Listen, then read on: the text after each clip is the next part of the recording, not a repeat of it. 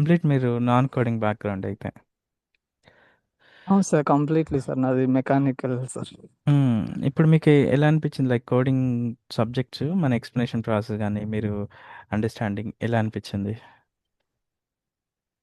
అయితే సార్ మీరు ఎంతవరకైతే మనకి కావాలో, ఎంతవరకైతే మన ఎంఎస్ డైనమిక్స్ ఏఆర్ఎంలోని కోడింగ్ అనేది అవసరపడతదో అంతవరకైతే సార్ మీరు చెప్పింది సరిపోతుంది సార్.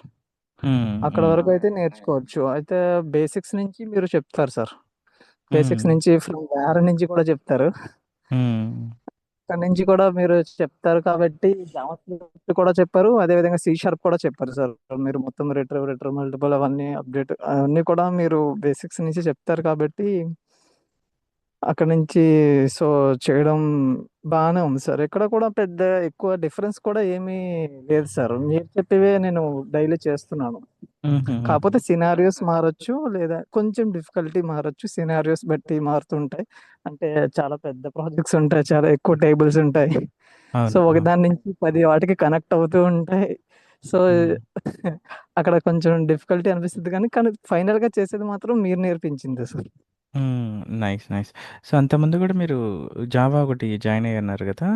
సో, అక్కడ ఓకే సార్. ప్రాసెస్‌కి, మన ప్రాసెస్‌కి నేర్చుకోలేదు. యాహ్! ఎలా హ్మ్. అనిపించింది? లైక్ మీకు ఆ! Institute okay sir. పరంగా ఎక్స్‌ప్లనేషన్ ప్రాసెస్ గాని, సర్వీస్ కానీ? అది నేను జావా జాయిన్ అయ్యింది ఆఫ్‌లైనే సార్. ఆహాహాహా! డైలీ ఆఫ్‌లైనే క్లాస్‌కి వెళ్ళేవాడిని. కాకపోతే అక్కడ వచ్చేవాళ్ళు, క్లాసెస్‌ని చెప్పేవాళ్ళు. బట్ అక్కడ అసైన్‌మెంట్స్ అనేవి ఏమి ఉండేవి కాదు. హుహుహు. ఎవరొస్తున్నారు, ఆళ్ళు ఏం నేర్చుకుంటున్నారు, ఒక ట్రాకర్ మన దగ్గర ఏదైతే మనం మెయింటైన్ చేస్తామో అలాంటిది వాళ్ళ దగ్గర ఏమి ఉండేవి కాదు సార్. హ్మ్. నేను ముందే చెప్పినట్టుగానే వాళ్ళు కొన్ని రోజులు చేశారు. తర్వాత మళ్ళీ ట్యూటర్‌ని మార్పించి మళ్ళీ మొదటి నుంచి స్టార్ట్ చేశారు. ఓకే. కానీ మన దగ్గరైతే అలా ఉండదు సార్. మీరంతా పూర్తిగా ఒక ప్లాన్డ్‌గా ఉంటారు సార్ మీరు. డైలీగా మీరు ఒక ఎప్పుడు మీరు ఎంతవరకైతే టైం చెప్తారో డైలీగా క్లాసెస్ జరుగుతూ ఉంటాయి.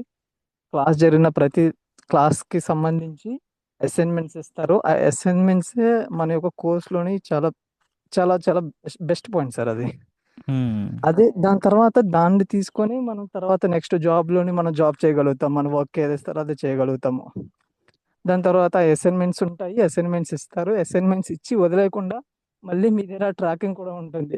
ఎవరెన్ని అసైన్‌మెంట్స్ చేశారో, యాహ్! యాహ్! ఎవరు ఇంకా ఎన్ని చేయలేదు అని చెప్పేసి మీ దగ్గర అయన్నీ ఉంటాయి.